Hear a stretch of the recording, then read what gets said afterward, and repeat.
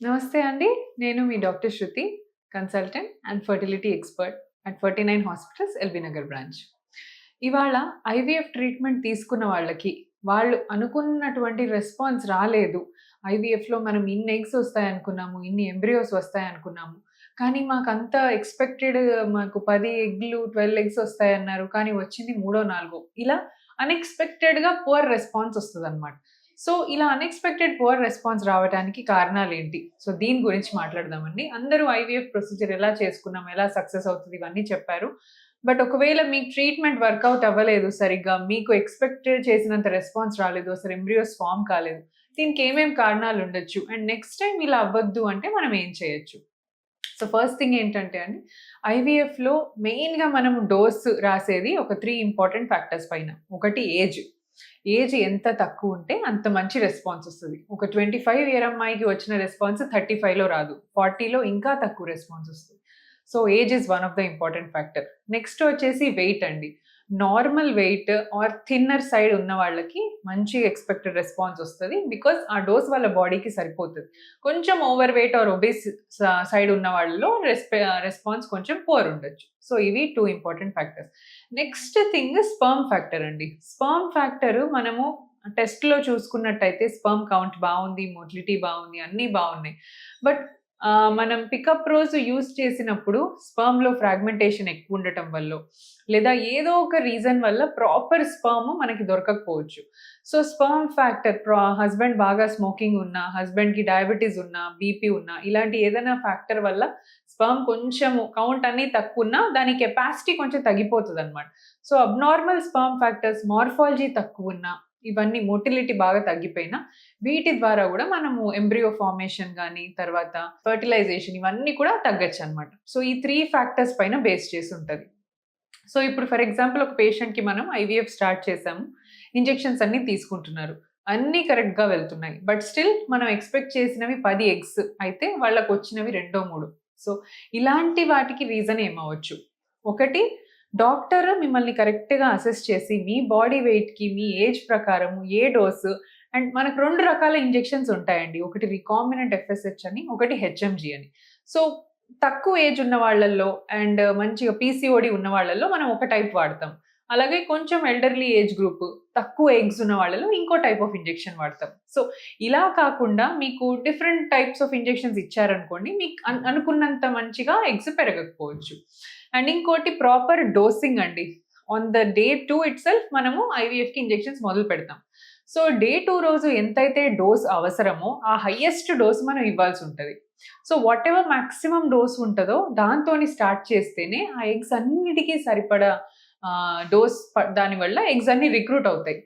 So, మీరు day 2 నుంచి ఇన్‌అడిక్వేట్‌గా ఇచ్చారనుకోండి. ఫర్ ఎగ్జాంపుల్ ఆ బాడీ వెయిట్‌కి తనకి 250 ఆర్ 300 యూనిట్స్ కావాల్సుంటది. కానీ మీరు మాత్రం 150నే ఇచ్చారు. అప్పుడు ఆల్‌మోస్ట్ సగానికి సగము ఎగ్స్ రిక్రూట్ కావు. ఓన్లీ కొన్ని మాత్రమే రిక్రూట్ అవుతాయి. సో, తక్కువ డోస్, ఇన్‌అడిక్వేట్ డోస్ ఇవ్వడము అండ్ వీటి వల్ల అన్నిటి వల్ల కూడా రెస్పాన్స్ తక్కువొస్తది. సో, మనం ప్రాపర్‌గా డోస్ తీసుకోవడము చాలా important.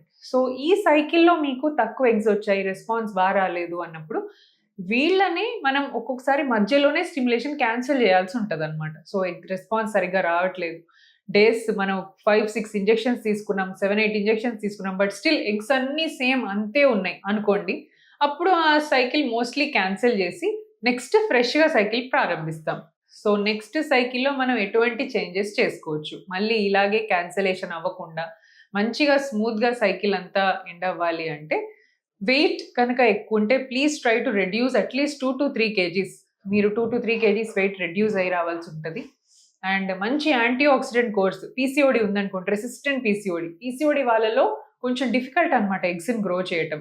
Most of the 90% of the PCODs respond అవుతాయండి. కొన్ని 10% ఆఫ్ ద రెసిస్టెంట్ పీసీఓడీకి కొంచెం టైం పడతది. సో, వీళ్ళు యాంటీ ఆక్సిడెంట్స్ తీసుకొని, ప్రాపర్ ఎక్సర్‌సైజ్ చేసి, డైట్ చేసి, కొద్దిగా లైఫ్ స్టైల్ మోడిఫై చేసుకొనొచ్చిన తర్వాత ఒక ఇద్దరు పేషెంట్స్ ఉన్నారండి. వాళ్ళకి ఫస్ట్ టైమ్ స్టిమ్యులేషన్‌లో అస్సలు ఎగ్ పెరగలేదు.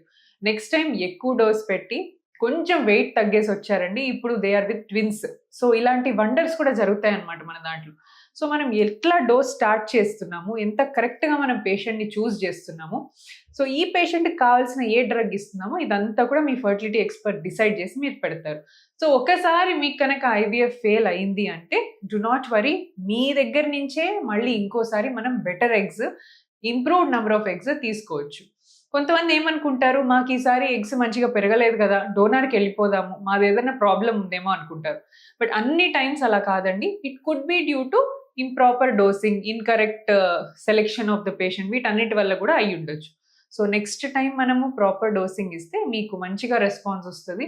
అండ్ ఈ through out the IVF cycle females and males చేయాల్సిన ఒక ఇంపార్టెంట్ పని, మీ ఫుడ్ మీరు ఏదైతే తీసుకుంటున్నారో అది చాలా ఇంపార్టెంట్ అండి. Try taking lot of vegetables, మంచి ఫ్రెష్ ఫ్రూట్స్, ఎక్కువ తీపి ఫ్రూట్స్ కాకుండా ఆరెంజెస్, బెర్రీస్‌లో మంచి యాంటీ ఆక్సిడెంట్స్ ఉంటాయండి. బెర్రీస్ తీసుకోండి. And daily half an hour 30-40 minutes of మంచి ఏరోబిక్ వర్కౌట్ గానీ, లేదా స్ట్రెంథెనింగ్ ఎక్సర్‌సైజ్, మజిల్ స్ట్రెంథెనింగ్ అంటే మజిల్ బిల్డప్ చేసేవి లైక్ డంబెల్సో, లేదా కొంచెం స్క్వాట్స్ చేయడం. ఫీమేల్స్‌కైతే squats is a very good exercise అనమాట. మంచి బ్లడ్ ఫ్లో, పెల్విక్ బ్లడ్ ఫ్లోని బాగా ఇంప్రూవ్ చేస్తుంది స్క్వాటింగ్. సో ఇవన్నీ చేస్తూ మీరు ఇంజెక్షన్స్ తీసుకున్నట్టయితే, ఈ ఇంజెక్షన్స్ మీ బ్లడ్‌లోకి బాగా వెళ్ళి మొత్తం సర్క్యులేట్ అయ్యి మీ ఓవరీ దాకా రీచ్ అవుతాయన్నమాట. సో ఈ 3 things, adequate hydration, one more important thing. మీరు స్టిమ్యులేషన్ వెళ్తున్నన్ని రోజులు, ఇంజెక్షన్స్ తీసుకుంటున్నన్ని రోజులు కూడా ప్రాపర్ హైడ్రేషన్‌లో ఉండాలి. మీరు ఎంత వాటర్ తాగితే అంత డ్రగ్ మంచిగా మెటబోలైజ్ అయ్యి మంచిగా అన్నిటికి రీచ్ అవుతదన్నమాట. So proper food, proper diet and exercise, ఇవన్నీ చాలా ఇంపార్టెంట్. సో దీనివల్ల పూర్ రెస్పాన్స్ ఉన్న వాళ్ళకి కూడా మళ్ళీ ఒక 2-3 మంత్స్ గ్యాప్ తీసి మళ్ళీ సెకండ్ టైం చేసుకోవాలి. మనం ఇమ్మీడియేట్‌గా నెక్స్ట్ మంత్ చేసినా మనకి ఎఫెక్ట్ రాకపోవచ్చు.